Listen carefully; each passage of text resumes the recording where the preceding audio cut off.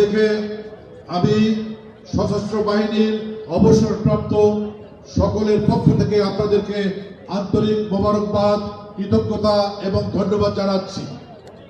আপনারা এত কষ্ট করে প্রখর রৌদ্রে, বিশেষ করে সাংবাদিক ভাইয়েরা তাদের ক্যামেরা নিয়ে আমাদের যে সাপোর্ট তারা দিয়েছেন সেটা অভূতপূর্ব।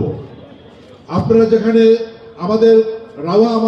আমরা সেনাবাহিনীর অবসরপ্রাপ্ত অফিসাররা বলি যে এটা আমাদের দ্বিতীয় বাড়ি।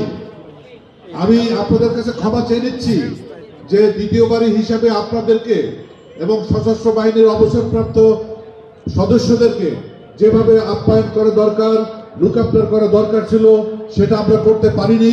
সেই জন্য আমি সকলের পক্ষ থেকে ক্ষমা চেয়ে নিচ্ছি। আমরা আমাদের এই আন্দোলন, আমাদের এই কর্মসূচি আমি আগেই বলেছি যেখানে আমরা শেষ করব না। আমরা আমাদের এই কর্মসূচি চলমান রাখবো। আমি আগেই বলেছি যে দেশে এবং বিদেশে মুরতাজে অর্ডার করে জিতে নিন গাড়ি, বাইক, আইফোন সহ কোটি টাকার পুরস্কার। অর্ডার করতে ভিজিট করুন murtaj.com। যেখানে আমরা দেখব যে আমাদের দেশের স্বার্থের বিরুদ্ধে কিছু হচ্ছে, আমরা সশস্ত্র বাহিনীর সদস্যরা আপনাদেরকে সাথে নিয়ে সেটা প্রতিরোধ করব। আপনারা আছেন আমাদের সাথে? ইনশাআল্লাহ আপনারা আমাদের সাথে থাকবেন। আমরা এই দেশেরই সন্তান। আমাদের এবং আপনাদের মধ্যে অনেক বিভাজন হয়ে গেছে। আমাদের সামরিক বাহিনী এবং বেসামরিক বাহিনীর মধ্যে যে সম্পর্ক থাকার কথা,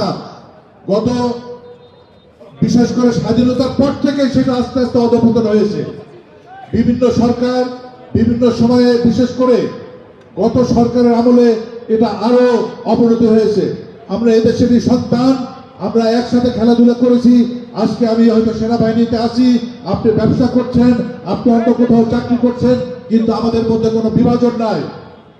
আমাদের সবাইকে এক থাকতে হবে, দেশের জন্য আমরা এক হব। অবশেষে আমি আপনাদেরকে আবারও ধন্যবাদ জানিয়ে, কৃতজ্ঞতা জানিয়ে আজকে সবাই এই সমাবেশে উপস্থিত থাকার জন্য ধন্যবাদ জ্ঞাপন করছি। আমরা একে অপরে সবার জন্য আল্লাহর কাছে দোয়া করব যাতে আমাদের দেশের এই সংকট যত শীঘ্র সম্ভব কাটিয়ে যায়, আমাদের সাধারণ মানুষের জীবনযাত্রার মান উন্নত হয়, আমাদের যেই জিনিসপত্রের দাম বৃদ্ধি, যে সমস্ত কারসাজি যা কিছু হয় এগুলোর বিরুদ্ধে আমরা সোচ্চার থাকবো, প্রতিবাদ করব এবং আমি আশা করি ধীরে ধীরে সমস্ত কিছু আমাদের মানুষ বুঝতে পারবে এবং এটা ঠিক হয়ে যাবে ইনশাআল্লাহ। আমরা আজকে আর এই অনুষ্ঠান দীর্ঘায়িত করতে চাই না। আমাদের যারা সেনাবাহিনীর সিনিয়র অবসরপ্রাপ্ত অফিসার যারা হাঁটতে পারেন না, অনেক কষ্ট করে এসছেন, অনেক অফিসার এসছেন মুক্তিযোদ্ধা চিটাগং থেকে, বলছে আমি শুধু চিটাগং থেকে এসছি। আমাদের অবসরপ্রাপ্ত সৈনিকরা বাংলাদেশের বিভিন্ন প্রান্ত থেকে এসেছে।